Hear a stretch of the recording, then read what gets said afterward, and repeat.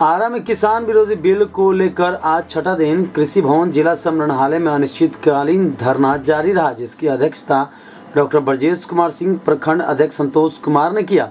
जन अधिकार पार्टी लोकतांत्रिक के राष्ट्रीय अध्यक्ष राजेश रंजन और पप्पू यादव ने पीरो प्रखंड के कड़सर में दलित बच्ची के साथ सामूहिक दुष्कर्म एवं उसी प्रखंड के तेलाड़ गांव में दलित महिला एवं पुरुष के साथ बर्बरता पूर्वक पिटाई के कारण जिसमें एक दलित की मृत्यु हो गई थी।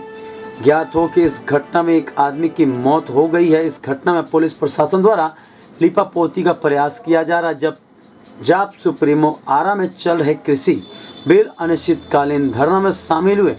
उन्होंने कहा कि जब तक कृषि बिल वापस नहीं होता तब तक चरणबद्ध तरीके से आंदोलन चलता रहेगा। अनिश्चितकालीन धरना को छठे दिन समाप्त कर 22/12/2020 को राजभवन मार्च की तैयारी होगा।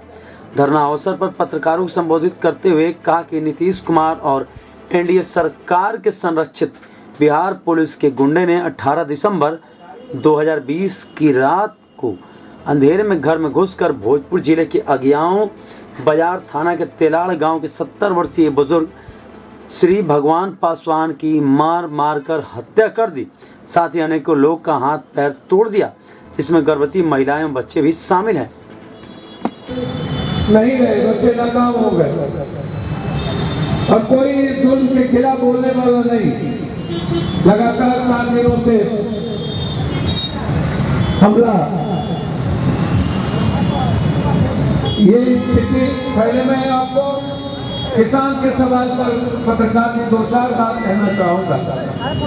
पता नहीं हिंदुस्तान के नेताओं को, पहले तो आप बगल में बीजेपी की बड़ी झंडा लगा हुआ है। बीजेपी जिस स्थान पर रहता है उसी स्थान को काटता है। गोलू झाड़ी सभी बुरी स्थिति। मैं 2-4 सवाल किसानों के बारे में। दुर्भाग्य से हमको 9000 बीघा जमीन, अब वो भी जमीन नहीं बची। 200-200 बीघा जमीन बची होगी। दादा सरदादा को 9000 बीघा था, हम आते आते 100 पर भी आ गए। शायद कोई मंत्री संतरी आए थे यहाँ पर आपके बगल में और ये अपने एमएसपी को जायज ठहराते। पहले तो मैं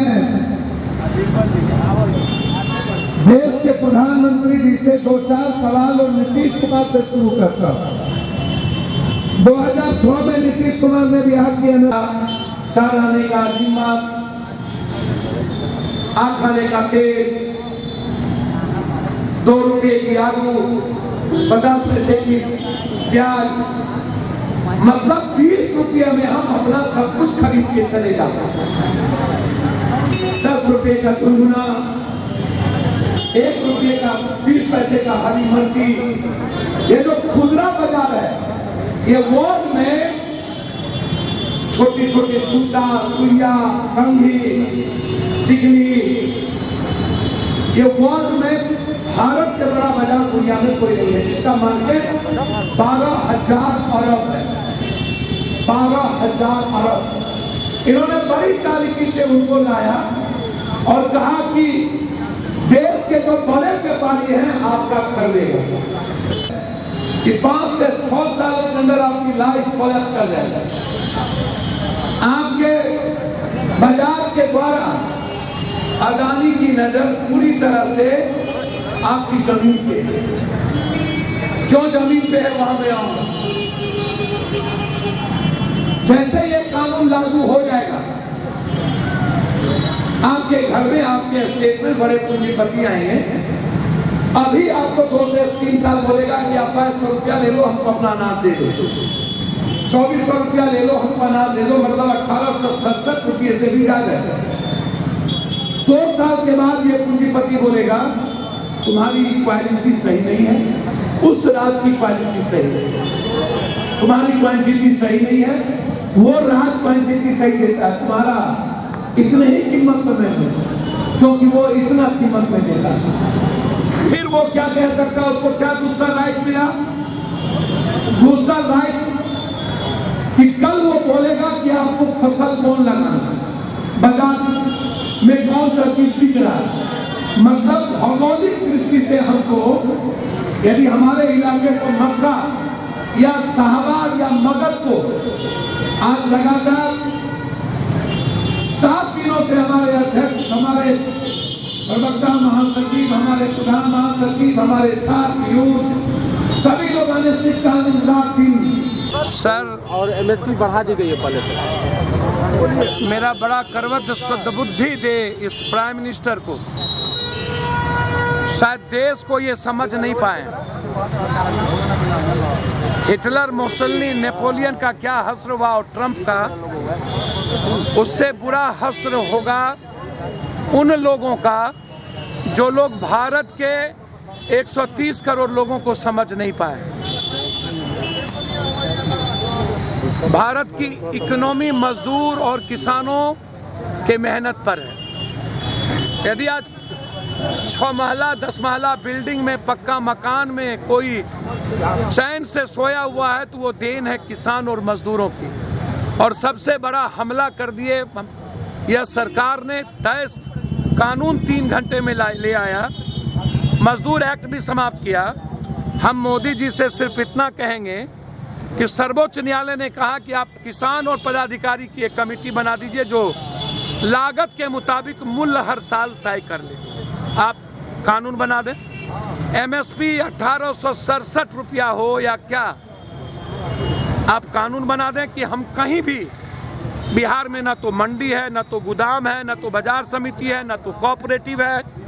और पैक्स तो आप दुनिया जानती है कि वो जब 92% सीमांत किसान, बटेदार, दहाड़ी मजदूर का फसल बिचौलिया ले लेता है तब जाकर के पैक्स को बड़ी मुश्किल से खरीदारी के लिए पैसा मिलता है और उसको बिचौलिया देता है, क्योंकि हमारे पास रखने का और हम जरूरत के मुताबिक उस वक्त 400, 500, 200 रुपये में बेच देते हैं। 2 रुपया का गोभी 20 रुपया में बाजार में मिलता है, दिल्ली में 30 रुपया और मॉल में 85 रुपया में मिलता है। 5 रुपये का आलू 50 रुपया में मिलता है। तो हालात किसान का कहना है कि आप कानून बना दो कि हम बाजार में जाना चाहें वहाँ बेच सकते हो, मंडी में जाना चाहे, जबकि पंजाब हरियाणा का किसान मंडी को टैक्स देता है, वहाँ के गवर्नमेंट को टैक्स देता है और उनसे कंप्लीट रूप से टाई है कि वो 1867 रुपया से नीचे नहीं खरीदारी होगी। लेकिन मोदी जी का कहना है इस पर कि पहले से मांग की गई थी जिसको लागू अब मुझे तो समझ में नहीं आता है उसको क्या कहना है। जब किसान, उनसे पूछिए अकाली दल क्यों छोड़ दिया, उनसे पूछिए AIDMK क्यों छोड़ दिया, उनसे पूछिए उनके घटक दल भारत बंद में साफ सपोर्ट क्यों किया, उनसे पूछिए जब सही है तो उग्रवादी, उन्मादी, चाइना, पाकिस्तान इंटरफेयर कर रहा है। कभी कह दिया था जमात, कोरोना वायरस में क्या हुआ, सुप्रीम कोर्ट ने क्या कहा, और अब किसानों को गाली, खालिस्तानी। शायद अंजाम बहुत बुरा होगा, इन्हें नहीं पता। कल आर पार की लड़ाई की शुरुआत करेंगे अनंत कर तक। या तो कृषि को उद्योग का दर्जा दे दो, हर अनुमंडल में गोदाम, मंडी सिस्टम को लागू करो और एमएसपी को, यदि आप कहते हो कि यही एमएसपी आपको मिलेगी तो उसका कानून बना करके मेरे हाथ में कागज दे दो। कई बार किसानों का वार्ता विफल रहा, अभी तक कोई स्पष्ट भैया ये किसानों को गाली देते हैं, धमकी देते हैं, उन्मादी कहते हैं, उग्रवादी कहते हैं। बिहार किसान बात करता है कुछ, ये कहते हैं तुम उन्मादी हो। पहले व्यापारी को कह दिया चोर, यूथ रोजगार मांगा तो कह दिया उन्मादी।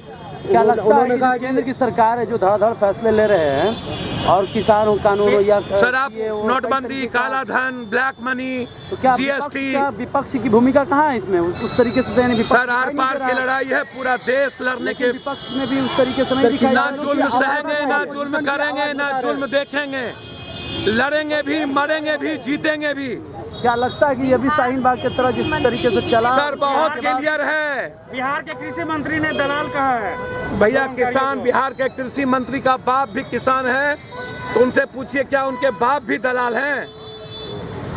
जो अपने बाप का सम्मान न करे वैसे लोगों को समाज में जीने का राइट नहीं है। क्या लगता है कृषि मंत्री के बोल बिगड़े हैं जो सरकार के लिए खतरा है? सर मैंने कहा जो अपने बाप माँ की इज्जत न करे वो हमारा बेटा होता है, उस पर कोई नहीं करूँगा। मेरी लड़ाई कृषि को लेकर के है और हम लोग अभी उन्होंने साफ तौर पे कहा है कि किसानों की आवाज किसानों की नहीं है, ऑपोजिशन की आवाज है। और हम लोग भैया वो तो अब वो अकाली को समझाए ना ये बात, वो अपने गठबंधन को समझाए ना।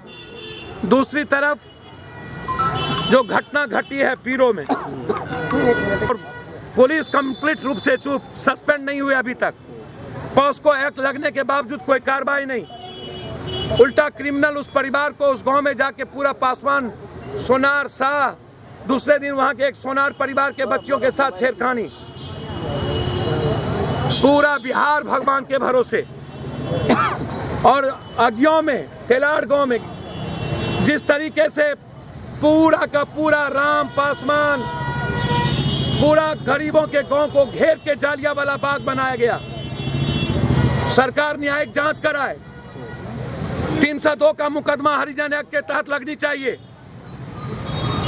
यदि सस्पेंड और डिस्चार्ज नहीं हुआ वहां के दरोगा तो हम न्यायिक जांच के लिए न्यायालय जाएंगे और इस लड़ाई को किसान के लड़ाई के साथ जोड़ेंगे और आर पार की लड़ाई लड़ेंगे।